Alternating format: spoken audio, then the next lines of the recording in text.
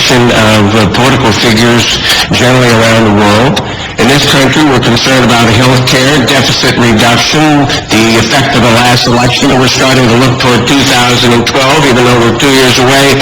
And think back to in the past 8 years, there have been multiple resolutions from the United Nations condemning human rights abuses. And I dare say I don't think there's any international organization that has concluded that those UN resolutions have had an impact on this repressive regime. Somebody needs to convince me that the imprisonments are down, the executions have been reduced, they're no longer torturing the political opposition. The fact of the matter is, the answer is no. It's probably worse, not better, in the past 8 years.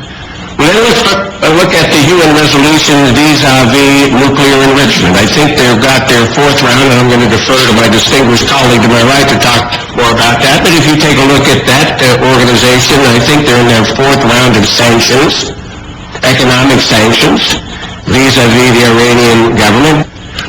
In the past 8 years, given all these sanctions, are they further down the road to peaceful nuclear energy?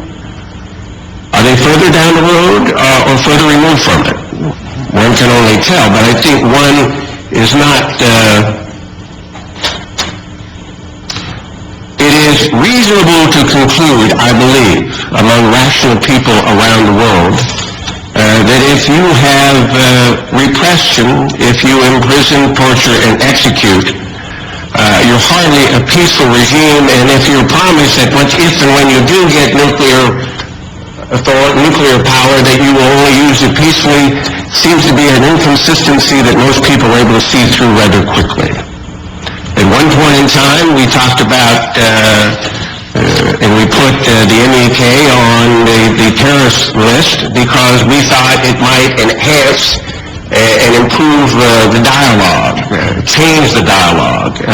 There might be some noticeable improvement in our relationship with Iran. And I think history concludes so far in the past several years since we put that organization.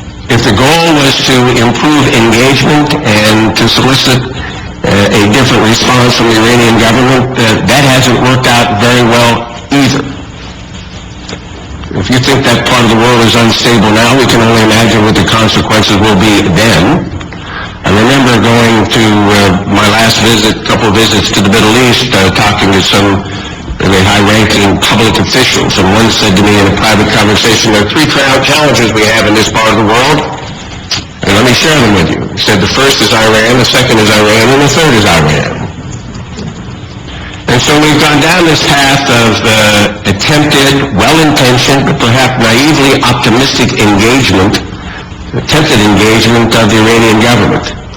And to date, it doesn't appear that any of these efforts have been fruitful.